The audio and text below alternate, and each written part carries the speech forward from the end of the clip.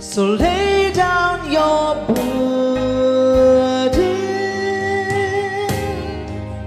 lay down your pain,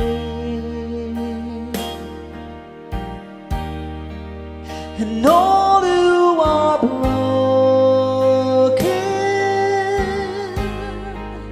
lift up your face.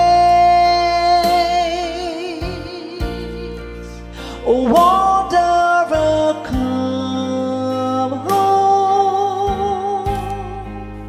You're not too far. So lay down your heart, lay down your heart, come as you are. Today, let us have a brief reflection on one of the titles of Mary, Mother Most Chaste. Mother Most Chaste. Mary is the model of all people who are practicing chastity. She is the refuge of all those who people struggling with chastity. And what is chastity? In Catechism of the Catholic Church, Article 2337, the definition is given like this. Chastity means the successful integration of sexuality with the person and thus the inner unity of man in his bodily and spiritual being. So chastity means the successful integration of sexuality with the person and thus the inner unity of man in his bodily and spiritual being. You know, man is composed of body and spirit. In the body, we have lot of passions, emotions, and spirit is spiritual, that will lead us into spiritual thoughts and also spiritual experiences, and especially orienting our life towards God. Spirit is always orienting our life towards God. So we have these two contradictory forces in our life, the body and spirit. But chastity harmonizes both, brings integrity, because the spirit can control our passions, spirit can control the passions of our body. So chastity is that power the Holy Spirit gives a person to integrate, to bring integrity in our person by uniting body and spirit together and bring both these faculties into harmonious relationship. Another definition given about the chastity is a virtue which excludes or moderates the indulgence of sexual appetite. It is a form of the virtue or temperance which controls the desire for sensual pleasures.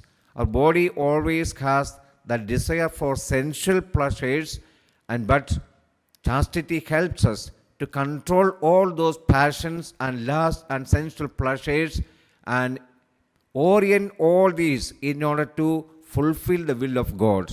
Praise the Lord. Praise the Lord. Hallelujah. Hallelujah. Hallelujah. Hallelujah. Our Holy Mother was able to control all her human passions and orient all of them to serve God and out of love of God. There is a difference between chastity and virginity. Virginity is something physical, chastity is spiritual. Virginity means a person is physically intact, never entered into any sexual act. Second, chastity is something spiritual. That is complete consecration of one's own body and mind to God and utilize the physical faculty, sexuality according to the will of God for greater glory. Virginity cannot be practiced by everybody, but chastity can be practiced by everybody. The married couples may not be able to practice virginity, but they can practice chastity. Praise the Lord. Praise the Lord. Hallelujah. Hallelujah. Our Holy Mother was both virgin as well as chaste. She kept her virginity intact, and also she was so chaste. because she dedicated her life, body, mind, and soul, everything for the sake of the kingdom of God, and she did everything prompted by the love of God. Praise the Lord. Praise the Lord. Hallelujah. Hallelujah. We see so many saints in the Catholic Church. Married couples who became saints. For example, the parents of Teresa of Lisieux, they are also declared as saints. They are also elevated to the altar of the Catholic Church. They were married couples. How they became saints? Because they practiced this chastity. That means they used their sexuality for the glory of God. They shared their sexuality in order to express that mutual love the Holy Spirit has instilled in their heart during the sacrament of marriage. So there are some saints who always, married saints who always remained as virgins because of mutual consent, as Mary and Joseph. Some others lived a normal marriage life, surrendering their whole being to each other for mutual sacrifice, and they became saints through chaste life. Our Holy Mother was both virgin as well as chaste. When Angel Gabriel announced to her, "You are going to become the mother of God," she immediately responded, "I did not know a man." She was betrothed to Joseph, but that marriage was not consummated. Marriage was not consummated. So she did not have any relationship with Joseph. And later on we read, even after giving birth to Jesus, she remained a virgin. The statement we can see is little confusing for some people. Joseph did not know Mary until she gave birth to her firstborn son. The Protestants and some other denominations who do not accept Mary's virginity use these words, saying that after the birth of Jesus, they had relationship, they had even other children. But affirmation of a fact or negation of a fact does not mean affirmation of something. Affirmation of something does not mean negation of something. Praise the Lord. Praise the Lord. So, in order to affirm the virginity of Mary, this particular statement was given. And not only that, Jesus was born not out of any human relationship, but out of God's design by the power of the Holy Spirit. That was the intention of the evangelist to make such a statement. Praise the Lord. Praise the Lord. Hallelujah. Hallelujah. The virginity of Mary can be compared to the fire in the burning bush.